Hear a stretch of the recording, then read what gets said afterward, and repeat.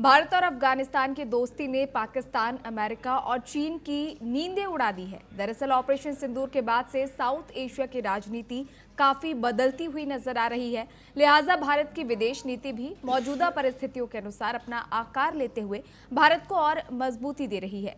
इसका ताजा उदाहरण है अफगानिस्तान के विदेश मंत्री आमिर खान मुत्ताकी का भारत दौरा। तालिबानी विदेश मंत्री 9 से 16 अक्टूबर तक भारत दौरे पर रहेंगे। मुत्ताकी यूनाइटेड नेशंस की सिक्योरिटी काउंसिल में प्रतिबंधित आतंकवादियों के लिस्ट में शामिल है, इसलिए उन्हें भारत आने के लिए विशेष छूट भी लेनी पड़ी।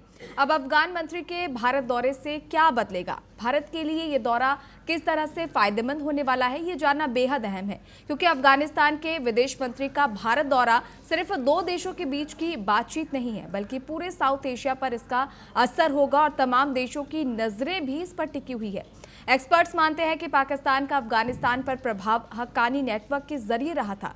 हक्कानी नेटवर्क एक अफगान सुन्नी इस्लामवादी उग्रवादी समूह है जो मुख्य तौर पर पूर्वी अफगानिस्तान और उत्तर पश्चिमी पाकिस्तान में एक्टिव है। अब जबकि भारत की तालिबान से सीधी बातचीत हो रही है, तो पाकिस्तान भारत को तालिबान के जरिए अब टारगेट भी नहीं कर पाएगा। दूसरी ओर अमेरिका की अगर बात करें तो अमेरिकी राष्ट्रपति डोनाल्ड ट्रंप ने अफगान से बगराम एयरबेस की वापसी की डिमांड की और भारत ने अमेरिका का विरोध किया। भारत का ये स्टैंड तालिबान के समर्थन में है और अमेरिका को चुभने वाला है।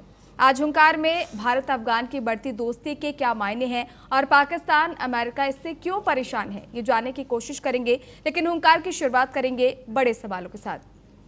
पहला सवाल यही है कि अफगानिस्तान भारत की नजदीकियों से पाकिस्तान और अमेरिका को क्यों प्रॉब्लम हो रही है, उनकी टेंशन और परेशानियां क्यों यहां बढ़ रही है, ये सबसे बड़ा सवाल है। आज की चर्चा का दूसरा सवाल यही रहेगा कि भारत से दोस्ती के पीछे अफगानिस्तान के क्या फायदे हैं, यानी भारत और अफगानिस्तान की इस दोस्ती से दोनों ही देशों की अगर बात करें तो किस तरह के पॉजिटिव इम्पैक्ट इस पर पड़ने वाले हैं, किस तरह के पॉजिटिव जो फायदे हैं वो यहाँ पर देखने को मिलेंगे, ये सबसे बड़ा सवाल है। तीसरा और अहम सवाल आज की चर्चा का रहने वाला है वो ये है कि पश्चिमी देश और बड़ी शक्तियां इस मुलाकात को कैसे देखेंगी, ये सबसे बड़ा सवाल आज की चर्चा में बना रहेगा।